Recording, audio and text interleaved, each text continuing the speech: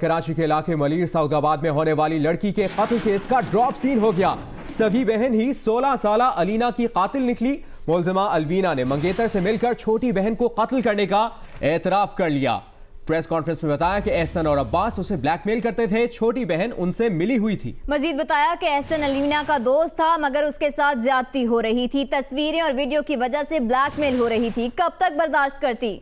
मुलजिम अलवीना ने बताया कि उसने पहले एहसन को रास्ते से हटाने का सोचा, फिर अलीना को कत्ल करने का फैसला किया। मेरा नाम अलवीना है।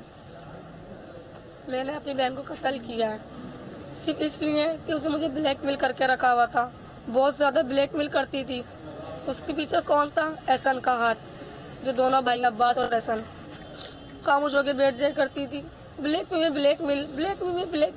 तस्वीरें गंदी गंदी तुम्हारी, वीडियो है, रिकॉर्डिंग है तुम्हारी गंदी गंदी मेरे पास, सब जमा किया हुआ है कि तुम्हारे बाप को दिखाएंगे, तुम्हारे मंगेतर को दिखाएंगे कि सब रिश्ता खत्म हो जाएगा। ऐसा ने मेरी बहन के साथ, मेरी बहन को तो उनके साथ मिली हुई थी, वो तो कर रही थी, तो खुशी थी, पर मेरे साथ ज्यादती हुई। उसके बाद आगा हॉस्पिटल है, वहाँ पर हम गए सबूत मिटाने के लिए। वहाँ मैंने एहसन के पाँव पकड़े कि माफ कर दो, सबूत मिटा दो, कब आपको कुछ ऐसा नहीं होगा, सबूत मिटा दो। तब भी मैंने सबूत खत्म नहीं किए मेरे।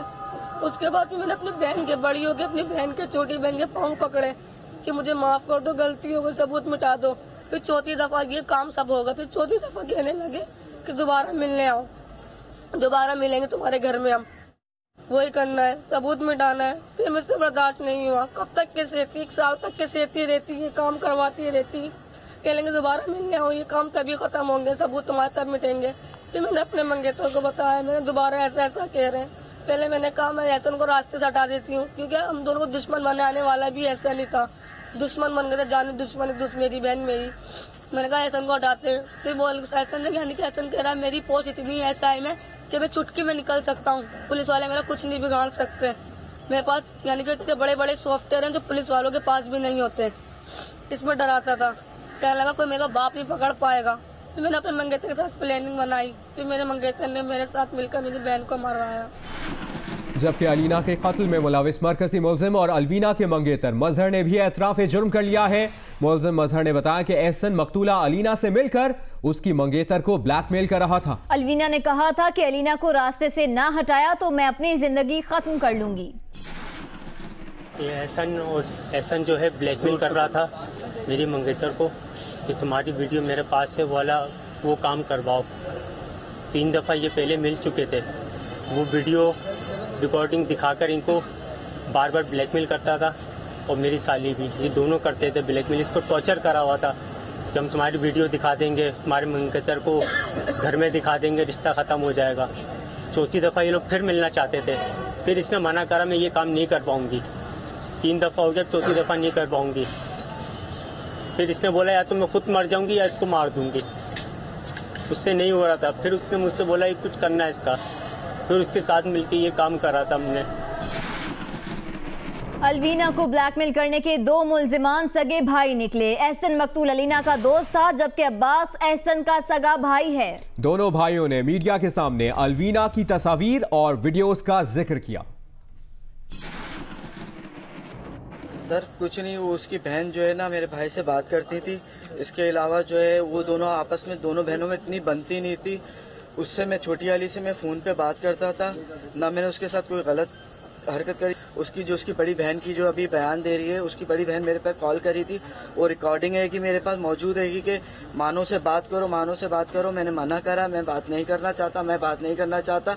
कह रही मानो से बात करो, मेरी तस्वीरें डिलीट करवा दो। मैंने कहा भाई मेरा इससे कोई वास्ता नहीं है, ना मैंने वो तस्वीर मेरी हैगी, ना मेरे उससे कोई ताल्लुक हैगा, ना मेरे को पता है वो कहाँ है, किसके पास है, क्या नहीं हैगा। तो वो कहती थी कि नहीं तुम्हारे भाई की और मेरी तस्वीर उसके पास मौजूद हैगी। तो उस पर हम लोग कहते थे कि भाई मेरा इससे कोई वास्ता नहीं है, मैं मानो को सब पता था। लेकिन वो कहती थी तुम्हारे पास जो है ना IMO वीडियो मौजूद हैगी। मैंने कहा IMO वीडियो मेरे पास कैसे आएगी? 2 बंदे बात आपस में कर रहे हैं तो मेरे पास कैसे आएगी? मेरे पास तो आने का सवाल ही पैदा नहीं हो सकता। मुझे नहीं पता, वो ब्लैकमेल नहीं कर रहा था। असल कहानी यह है कि मानो जो इसकी बहन है, इसकी बहन जो मर गई, वो इसको ब्लैकमेल कर रही थी, जिसकी वजह से इसने हम दोनों को बुलवाया था, मुझे और इसको बुलाया था कि वो जो तस्वीरें हमारी वो डिलीट करनी है। तो एहसन आया था, अब ये एहसन पे ही कहानी रख रही है। तो इसका इज्जत कितनी दफा लूटा था? मैंने नहीं लूटा, दूसरी लूटा मैंने इसका इसने खुद अपनी मर्जी से मुझे बुलाया था, गया था, इसने बुलाया था और इसने मुझे ब्लैकमेल किया था। अपने हाथ, इसके आप हाथ देखें, हाथ कटे हैं। इसने बोला था कि अगर तुम नहीं आओगे तो मैं अपना गला काट के तुम्हारे पर नाम लगा दूंगी और अपना यानी वो पर्चा डाल दूंगा। आप इसके हाथ चेक कर सकते हैं, इसके हाथ कटे हुए, मुझे तस्वीरें इसने सेंड की है, वो तस्वीरें मोबाइल में पड़ी हैं, वो आप चेक कर सकते हैं। अलीना के कत्ल में वालिदैन की बेटियों से बेखबरी और स्मार्टफोन का अहम किरदार निकला। एसएसपी कोरंगी का कहना है कि वालिदैन के पास बच्चों के लिए वक्त ना होना अलमिया है। वालिदैन ने पूछने तक की जहमत नहीं की कि बेटियों के पास स्मार्टफोन कहां से आए। स्मार्टफोन ही लड़कियों की ब्लैकमेलिंग का सबब बने। एसएसपी कोरंगी नोमान सिद्दीकी ने कहा कि लड़कियों का बाप 16,000 माहाना कमाने के लिए सुबह से रात तक पापड़ सप्लाई करता है, जबकि वालिदा 14,000 तनख्वाह पर कोरंगी इंडस्ट्रियल एरिया में मुलाजमत करती है।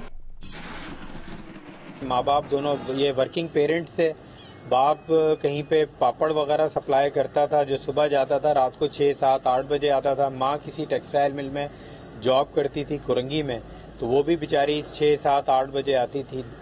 आपने इनको फ़ोन दिए में एक एक के पास, फिर आपने आपकी इनकम कितनी है, 16,000 रुपये आपकी इनकम है, आपकी बीवी 14,000 कमाती है, इनके पास ये फ़ोन कहाँ से आ रहे हैं, इनका बिल कौन दे रहा है, आपने कभी पूछा नहीं? माँ बाप पेरेंट्स के पास बच्चों के लिए वक्त भी नहीं है और इतना क्या कहते हैं इम्पोर्टेंट और इतना सेंसिटिव मामला घर में चल रहा था और बच्चियां अपने वालिदैन से डिस्कस बेटी कर नहीं सकी।